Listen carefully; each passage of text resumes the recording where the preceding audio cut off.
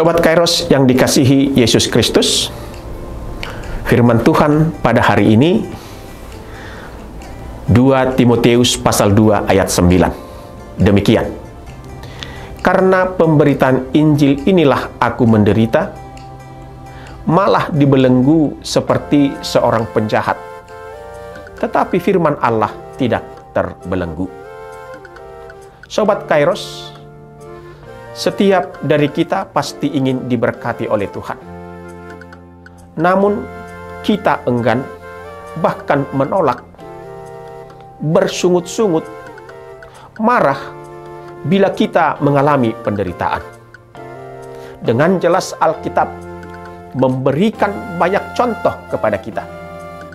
Tidak ada berkat dan damai sejahtera tanpa melalui penderitaan.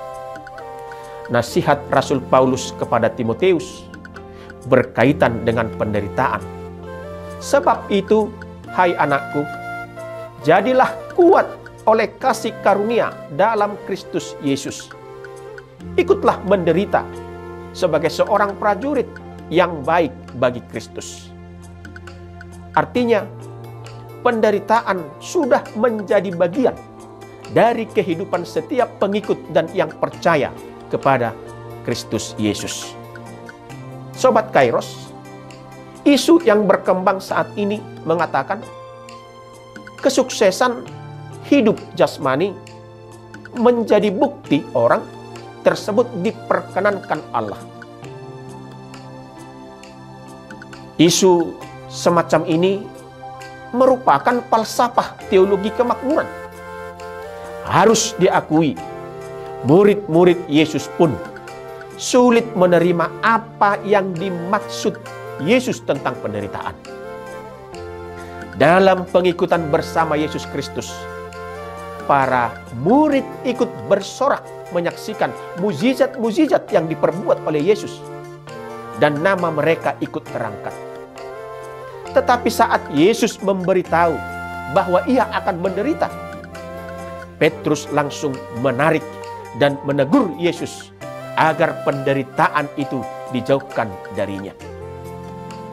Namun, dengan tegas Rasul Paulus melalui pengalaman rohaninya mengatakan, karena pemberitaan Injil inilah aku menderita. Sebab kepada kamu dikaruniakan bukan saja untuk percaya kepada Kristus, melainkan juga untuk menderita untuk Dia. Filipi pasal 1 ayat 29. Penderitaan adalah kasih karunia Allah. Karena Kristus telah memberikan teladan menderita demi kita, agar kita mengikuti teladan penderitaannya. 1 Petrus pasal 2 ayat 21 sampai 23. Sobat Kairos, sebab di balik penderitaan ada kemenangan. Dikatakan oleh Rasul Paulus, tetapi firman Allah tidak terbelenggu. Penderitaan yang dialami oleh Rasul Paulus menjadi cerminan akan firman Tuhan yang dihidupi, diimani, serta diberitakannya. Yang walaupun dia menderita, tetapi penderitaan itu karena pemberitaan Injil.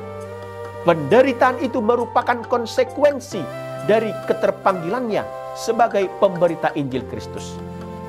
Malah Rasul Paulus dibelenggu seperti seorang penjahat.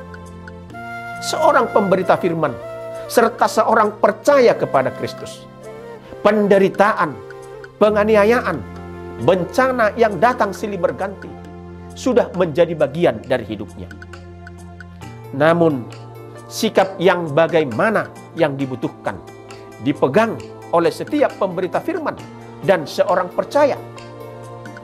Yang pertama, Sobat Kairos, kuat oleh kasih karunia dalam Kristus Yesus. Sebab itu, hai anakku, jadilah kuat oleh kasih karunia dalam Kristus Yesus.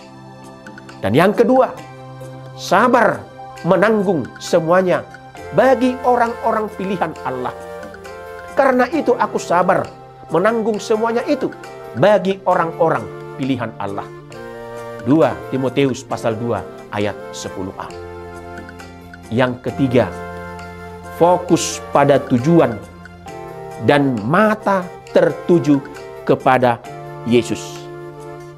Marilah kita melakukannya dengan mata yang tertuju kepada Yesus, yang memimpin kita dalam iman dan yang membawa iman kita itu kepada kesempurnaan. Ibrani pasal 12 ayat 2. Dan yang keempat, Sobat Kairos, bersukacita dalam penderitaan, supaya mereka juga mendapat keselamatan dalam Kristus Yesus dengan kemuliaan yang kekal. 2 Timotius pasal 2 ayat 10b.